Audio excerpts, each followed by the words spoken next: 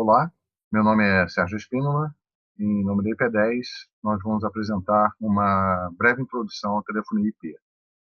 Vamos utilizar na nossa apresentação um exemplo baseado no Avaya PO500, que é um PBX IP de pequeno porte, pequeno e médio porte, híbrido, que servirá bem aos exemplos que utilizaremos para demonstrar os objetivos, conceitos, vantagens e cenários relacionados à telefonia IP.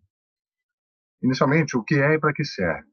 O PBX-IP é um sistema de telefonia que pode funcionar exatamente como o tradicional, emulando todas as funções de um PBX comum. Porém, nós podemos entender esse PBX como um acréscimo de novas funcionalidades, novas formas de comunicação, como, por exemplo, smartphones que podem funcionar como ramais, diversos tipos de aparelhos Wi-Fi que também podem funcionar como ramais, a central, a acomodação de usuários remotos, de diversos tipos de aparelhos e equipamentos mais versáteis e modernos, alguns de videoconferência, outros de audioconferência, tudo isso tornando a mobilidade possível e permitindo também usar os serviços VoIP, dos provedores VoIP. Isso tudo é tornado possível através de softwares de comunicação e protocolos de comunicação, que devem seguir determinados padrões. Os padrões principais são o SIP e o H323. São estes padrões que garantem a interoperabilidade e a funcionalidade de uma telefonia IP.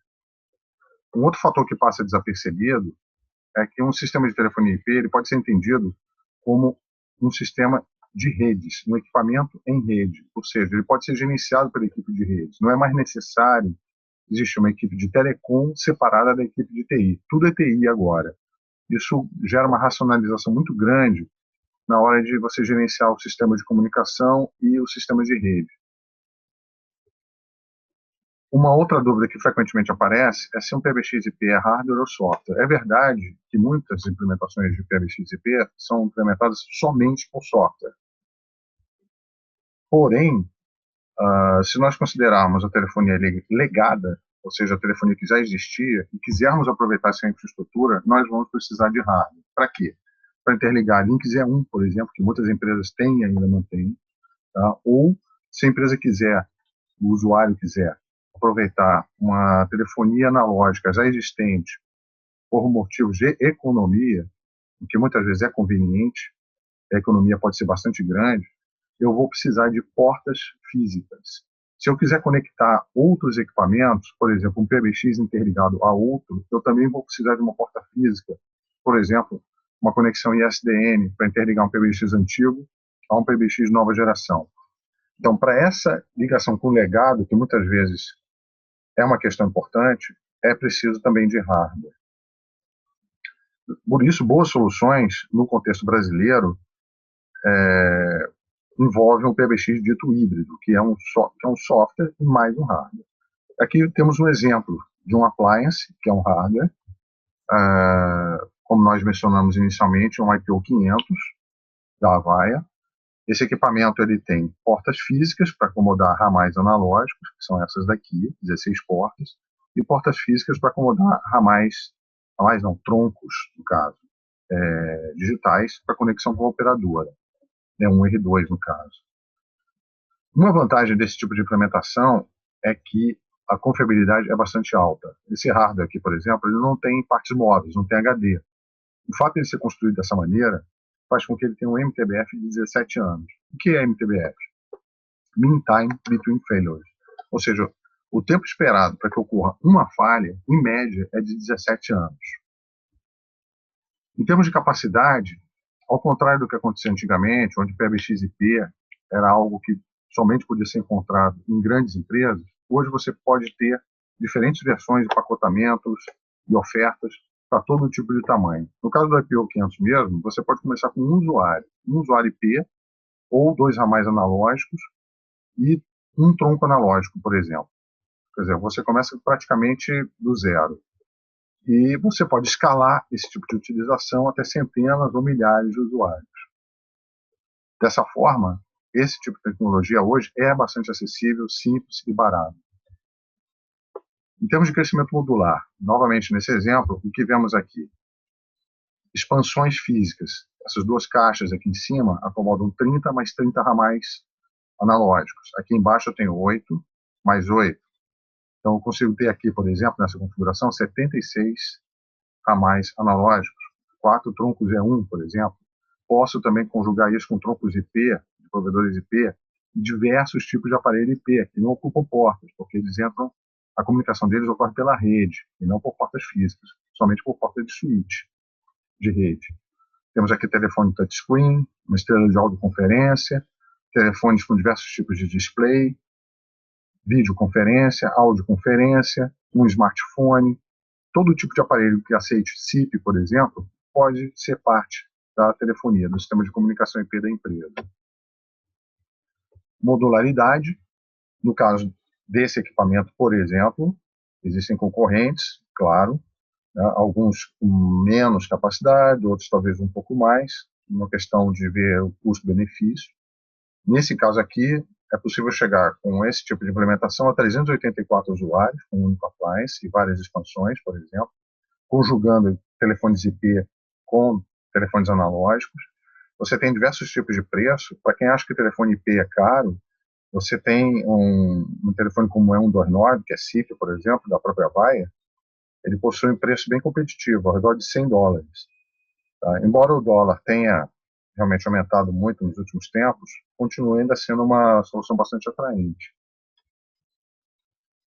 Em termos de modularidade, nós vemos que pode ser bastante simples você fazer acréscimos de módulos, nesse caso aqui, como se fosse um Lego, né? Você vai acrescentar uma plaquinha que te dá troncos E1, uma outra plaquinha que te dá ramais analógicos, tá? E você coloca tudo isso daqui encaixado dentro da unidade de controle.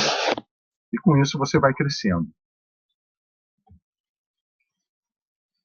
Características comparativas. Aqui nós queremos até fazer um pouco da confusão, que muitas vezes o PBX-IP é confundido com o sistema Asterisk. Asterisk, na verdade, é um sistema operacional, podemos chamar de sistema operacional de telefonia, mas não é o único e não é a única forma de implementação. Por exemplo, se você quiser pegar uma implementação bastante simples, direta, objetiva, existe uma distribuição chamada Piaf Green. Se você fizer um Googling, você vai achar facilmente essa implementação disponibilizada na internet. Você pode instalar numa máquina virtual, um VirtualBox, por exemplo, num notebook Windows, e você levanta um PBX-IP com todas as funcionalidades. Você também pode ter diversos tipos de ramais IP, e pronto, você tem um sistema de telefonia com custo zero. Então a questão que se coloca é, se eu tenho essas versões gratuitas implementadas por software, por que eu vou usar um appliance que vai me custar uma determinada quantia? Por que eu vou usar equipamento? Bom, aí tudo vai depender de 3 fatores. Confiabilidade, suportabilidade e reparabilidade. O fato de você ter uma distribuição gratuita de um software não quer dizer que você vai ter suporte a essa configuração. Normalmente você não tem. Suporte custa dinheiro porque custa homem-hora e homem-hora tem que ser remunerado. Confiabilidade. Quando você começa a integrar hardware, porque o PBX não é só, o sistema de telefonia IP não é só o PBX, mas tudo que está ligado a ele, ou seja, você tem diversos tipos de aparelhos, podem ser smartphones, podem ser softphones e notebooks, podem ser telefones IP de diferentes fabricantes, tudo isso tem que interoperar e funcionar bem. E aí eu tenho interoperabilidade também com a operadora. Tudo isso começa a se tornar complexo quando eu uso diversos tipos de fabricante.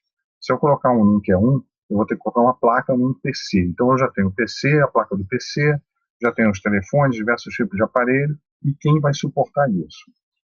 Um sistema baseado em appliance, por exemplo, como o que já apresentamos aqui, normalmente vai requerer uma única fonte de suporte. Isso, de fato, pode afetar a longevidade do sistema, a suportabilidade dele e a reparabilidade. Não custa lembrar que o custo de um sistema de comunicações muitas vezes está concentrado nas pontas e não no centro. Nesse cenário, nós temos diversos telefones analógicos, diversos telefones IP ligados ao switch, telefones IP, switch, uma porta Ethernet do appliance, do PBX-IP. E portas E1 e R2. Podemos ter também provedores IP ligados a esse equipamento. É um cenário tipicamente híbrido. Nesse cenário aqui, nós temos uma expansão do sistema, com várias expansões analógicas, como as que vemos aqui, podendo chegar a centenas de ramais analógicos. Aqui embaixo também, centenas de aparelhos IP. Interessante aqui notar, usuários remotos. Esse é um bom motivo para você usar a telefonia IP. Eu posso ter diversos tipos de usuários remotos ligados em Wi-Fi, em telefone celular, em smartphones, entrando pela meu WAN, e eu preciso de um controle para isso. Pode ser via VPN, porém, quando o número de usuários é muito grande, é interessante usar um Session Border Controller, que é um equipamento específico para controlar usuários remotos de telefonia IP. Posso usar diversos tipos de equipamento, Wi-Fi, os links E1 e R2 existentes e a conexão com a minha rede GSM. Ou seja, eu posso conjugar o melhor de todos os mundos em um sistema de comunicação único. Posso também colocar centrais em rede, porque afinal de contas são equipamentos em rede, e eles podem se entroncar entre si e com isso constituir um sistema de comunicação unificado, em um único domínio. Nesse exemplo aqui, nós temos um exemplo real, centenas de usuários de telefones analógicos, centenas de usuários com telefones IP, nós temos uma unidade de expansão ligada em rede a uma outra, nós temos os usuários remotos, que entram através da DMZ, pode ser através do Session Border Controller ou VPN, uma URA mais sofisticada, que roda com uma aplicação, vários troncos SIP, que no caso são 20, poderiam ser muitos mais, e assim por diante. Esse cenário é um cenário expandido. Quando a capacidade aumenta, eu também preciso aumentar a capacidade de equipamento. Eu saio do appliance e entro num servidor dedicado ou um servidor virtualizado com a devida capacidade. Com isso, eu consigo expandir o sistema para 2.000 ou até 2.500 usuários, um sistema desse tipo, em que eu posso interligar usuários IP, eu posso interligar centrais appliance que eu tinha anteriormente, posso também alocar esse sistema usuários de telefonia analógica à vontade.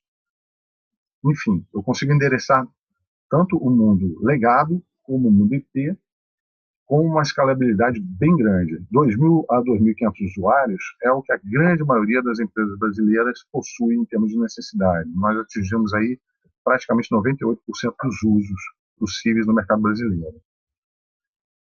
Nesse diagrama, é só para mostrar que o IPv500, que roda no appliance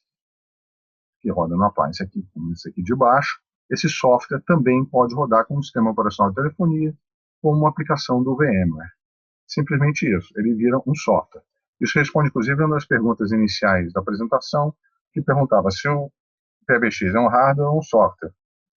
No caso do IPv500, ele pode ser só software, de fato, tá? Mas não vamos poder ligar o legado. Para ligar o legado, eu preciso do hardware.